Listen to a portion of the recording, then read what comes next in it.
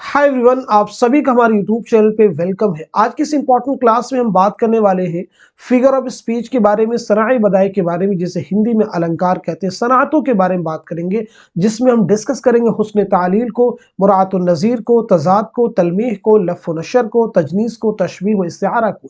इनकी हम आपको डेफिनेशन बताएंगे, परिभाषा यानी तारीफ भी बताएंगे, मिसालें भी आपको देंगे, उदाहरण एग्जाम्पल के साथ में हर एक चीज़ आपको क्लियर करने वाले हैं। तो अगर आप चैनल पर नए हैं तो चैनल को जरूर सब्सक्राइब कीजिएगा, इस वीडियो को लाइक कीजिएगा, और जो भी यूपी बोर्ड के एग्जाम की प्रिपरेशन कर रहे हैं या कोई भी एग्जाम जिसमें फिगर ऑफ स्पीच निसाब में इंक्लूड है, उनके साथ में इस वीडियो के लिंक आप शेयर कर सकते हैं ताकि वो भी इस इंपॉर्टेंट क्लास से मुस्तफीद हो सके। तो चलिए शुरू करते हैं आज की इंपॉर्टेंट क्लास। सबसे पहले देखिए, यहाँ पे हम बात करने वाले हैं, सबसे पहले हम बात करेंगे तशबीह के बारे में। सबसे पहले हम बात किसके बारे में करेंगे? तशबीह के बारे में, यानी तशबीह किसे कहते हैं। तो याद रखिएगा, तशबीह का मतलब होता है एक चीज को दूसरे चीज के मुमासिल करार देना, यानी एक चीज दूसरी चीज की मानिंद है, किसी खुसूसियत में, किसी क्वालिटी में उसकी तरह है। यहाँ पे देखिए, हमने बहुत ही कम शब्दों में, आसान लफ्जों में तशबीह की तारीफ नोट कर दी है। जब एक चीज को दूसरी चीज के जो उससे आला व अरफा होती, जो उससे अच्छी होती है, बुलंद होती है, मिसल बयान करते हैं कि वो उसकी तरह है, और दोनों चीजों में कोई मुश्तरक खुसूसियत पाई जाती हो, तो उसे तशबीह कहते हैं। आसान लफ्जों में और भी आप कह सकते हैं, जब एक चीज को दूसरी चीज की तरह हम बतलाते हैं और दोनों चीजों में कोई खुसूसियत यकसा होती है, एक जैसी होती है, तो उसे तशबीह कहते हैं। यहाँ पे देखिए कहा गया है, नाज की उसके लब की क्या कहिए, पंखुड़ी गुलाब की सी है। इस शेर में लब यानी होठ को गुलाब की पंखुड़ी से तशबीह दी गई है, और दोनों की मुश्तरक खुसूसियत क्या है? ताजगी है। जैसे आपने कहा चांद सा चेहरा, यानी चांद के जैसा, यानी जैसे चांद खूबसूरत है, चांद चमकता है, वैसे ही उसका चेहरा भी चमकता है। अब हम बात करते हैं आगे। तशबीह आई थिंक आपको क्लियर हो गया। हुस्न तालील किसे कहते हैं? देखिए, तालील यानी इल्लत, वजह। यहां पे देखेंगे, शेर में किसी हालत या वाकया का सबब वो बयान किया जाए जो उसका असल सबब ना हो, बल्कि शायर के तखय्युल की पैदावार हो, तो उसे हुस्न तालील कहते हैं। इसको आसान लफ्जों में आप कह सकते हैं, किसी चीज की शेर में वो वजह बयान करना, वो सबब बयान करना, वो कारण बतलाना जो दरअसल, जो सचमुच उसका सबब ना हो, वजह ना हो, कारण ना हो, तो उसे इसने तालील कहते हैं। जैसे मिसाल के तौर पे, प्यासी जो थी सिपाही खुदा 3 रात की, साहिल से सर पटकते थी मौजे फरात की। इस शेर में शायर ने शायराना ताल्ली इस्तेमाल की है, और उसका कहना यह है कि हजरत इमाम हुसैन रजी अल्लाह तआला अन्हु की फौज की परेशानी देखकर फरात नदी की मौजें बेचैन थी। हालांकि मौजों का साहिल से टकराना क्या है? फितरी अमल है। आप सभी जानते हैं, हजरत इमाम हुसैन रजी अल्लाह तआला अन्हु की परेशानी को देख करके के शायर कह रहा है, प्यासी जो थी सिपाही खुदा 3 रात की, यानी 3 रात से जो वो परेशान थे, उनकी परेशानी को देख करके, उनकी मुश्किलात को देख करके साहिल से यानी किनारे से फरात नदी की मौजें टकरा रही थी। जबकि तो एक फितरी अमल है, यानी अगर नदी है तो उसका पानी जाहिर सी बात है किनारे से टकराएगा, साइड से टकराएगा। लेकिन शायर का कहना है ऐसा ऐसे नहीं टकरा रही थी, चूंकि खुदा के सिपाही हजरत इमाम हुसैन रज़ी अल्लाह अन्हु की फौज परेशान थी, इसलिए वो साहिल से टकरा रही थी। तो आई होप आपको चीज क्लियर हो चुकी होगी। देखिए, नेक्स्ट बात करते हैं मुराअतुन नज़ीर के बारे में। बहुत ही आसान है, परेशान बिल्कुल नहीं होना किसी को। जब कलाम में ऐसे अल्फाज जमा कर दी जाए, ऐसे शब्द, ऐसे वर्ड्स जमा किए जाएं जो एक दूसरे से मुनासिबत रखते हो, मगर ये निस्बत तजाद या तकाबुल की ना हो, तो उसे सनात मुराअतुन नज़ीर कहते हैं। यानी जब हम किसी जगह, किसी शेर में कुछ ऐसे अल्फाज जमा कर दें जो एक जैसे हो, जिनमें कोई ना कोई मुनासिबत हो, जिनका ताल्लुक एक जैसा हो, ठीक है, तो उन्हें हम क्या कहते हैं? मुराअतुन नज़ीर भी कहते हैं। याद रखें, जैसे यहाँ पे देखेंगे, फिरे है कूचा व बाजार में तो क्यों सौदा, जिनसे दिल का भी खरीदार कहीं देखा है। अब देखिएगा, बाजार है, सौदा है, जिन्स है, खरीदार है। में बाहम मुनासबत है, यानी ये वो वर्ड्स हैं जिनका आपस में एक दूसरे के साथ में रिलेशन है, संबंध है, तो इसी को हम कहते हैं मुराअतुन नज़ीर। आई होप सारी चीजें अब आपको क्लियर हो चुकी होंगी। बढ़ते हैं हम नेक्स्ट। अब हम बात करते हैं सनात तजाद के बारे में। तजाद आपने सुना होगा एक वर्ड जिद। जिद का मतलब क्या? अपोजिट, यानी विलोम शब्द। विलोम शब्द हिंदी में क्या कहेंगे? विलोम शब्द।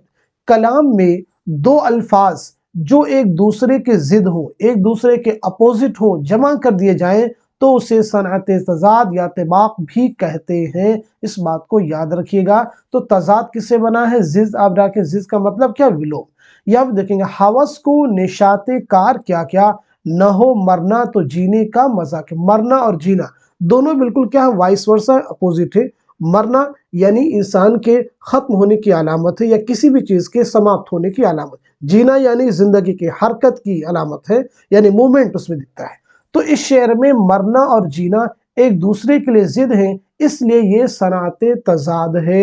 उम्मीद करता हूं कि ये चीज आपको क्लियर हो चुकी होगी। अब हम बात करते हैं आगे। देखिए इसके बाद में आपके साथ में हम डिस्कस करने वाले तलमीह के बारे में। तलमीह किसे कहते हैं जरा समझ लीजिएगा। जब शायर अपने कलाम में किसी ऐसी आयत कुरानी या हदीस नबवी या मसले इल्मी या किसी किस्से की तरफ इशारा करे जिसके बगैर मालूम हुए कलाम का मतलब पूरी तरह समझ में ना आए, तो उसे हम क्या कहते हैं? सनात तलमीह कहते हैं।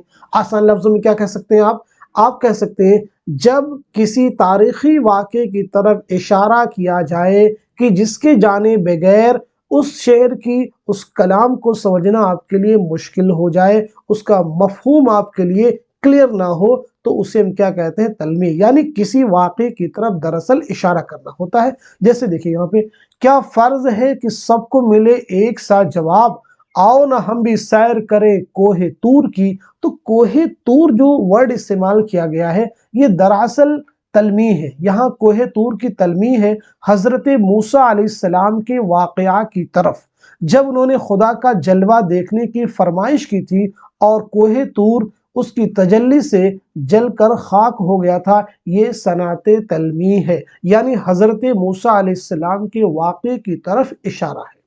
चलिए आगे हम बात करते हैं लफ़ व नशर के बारे में। लफ़ व नशर बहुत आसान है। सबसे पहले समझते हैं लफ़ के माना क्या होता है। तो लफ़ के लुग़वी माना लपेटने के हैं और नशर के माना फैलाने के हैं। नशर का मतलब क्या होता है? फैलाना। यानी अगर शायर अपने पहले मिसरे में कुछ चीज़ें मुख्तसरन बयान कर दे और दूसरे मिसरे में उन चीज़ों की वजाहत कर दे तो उसे सनात लफ़ व नशर कहते हैं। मिसाल के तौर पे हलावत से, मज़े से, लुत्फ़ व शीरीनी से, ममलू से, ज़ुबां अपनी, सुखन अपना, कलाम अपना, बयां अपना।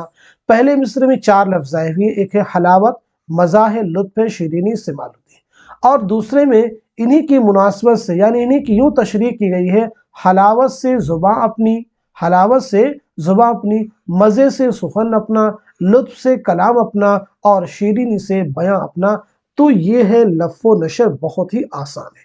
चलिए आगे हम बात कर लेते हैं तजनीस के बारे में। कलाम में ऐसे अल्फाज का इस्तेमाल जो लिखने और बोलने में यकसा हो मगर उनके माना अलग अलग हो। लिखने का मतलब यानी उनको जब इमला करेंगे तो एक जैसे हो, और बोलने में भी यकसा हो, यानी उनका जब हम तलफ़ुज़ करें तब भी वो प्रोनाउंसिएशन, उनका उच्चारण भी एक जैसा हो। जैसे तुम्हारी मांग ही दिल मांग लेगी। देखिए मांग यहाँ भी है, यहाँ में एक जैसी साउंड भी है और एक जैसा लिखा भी गया है। ये चोटी किस लिए पीछे पड़ी है। यहाँ पहला लफ्ज़ जो मांग है ये बालों में निकलने वाली मांग है, और दूसरा लफ्ज़ जो मांग है किसी से कोई चीज़ मांगने के मानों में इस्तेमाल हुआ है। ये बाल के लिए है और ये मांगना है। दोनों मांग लिखने और बोलने में यकसा है मगर मफहूम दोनों का जुदा है, अलग है। यही सनात तजनीस है, यानी दोनों की जिन्स क्या हो? एक हो, लेकिन माना अलग अलग हो। आगे बात करते हैं इस्तिआरा के बारे में। अगर किसी लफ्ज़ के मजाजी माना मुराद हो और मजाजी व हकीकी माना में तशबीह का ताल्लुक हो तो उसे इस्तिआरा कहते हैं। तो उसे क्या कहते हैं? इस्तिआरा कहते हैं। इस्तिआरा का मतलब जहाँ पे हम किसी चीज़ को, जब किसी चीज़ से मिसाल देते हैं तो बीच में हम कोई वर्ड इस्तेमाल करते हैं। चाँद सा चेहरा, वो फलां की तरह है, वो उसके जैसा है। तो ये सा वर्ड है, अगर इसको हम हटा दें, जैसे मैंने कहा शेर की तरह है, तो ये क्या है? तशबीह है। لیکن اگر کسی کو کہہ دیا وہ شعر ہے تو یعنی کیا ہے؟ یہ استعارہ ہے۔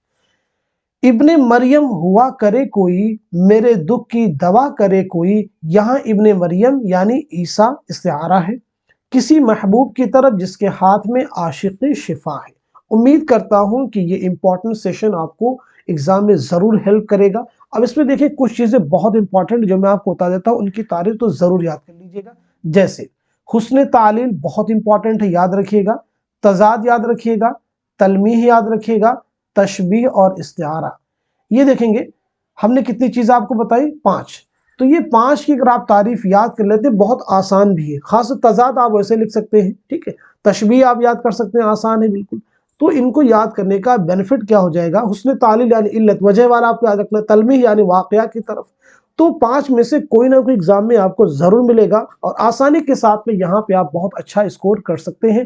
تو آج کے سیشن میں میں امید کرتا ہوں یہ چیزیں آپ کو ضرور ہیلپ کریں گی۔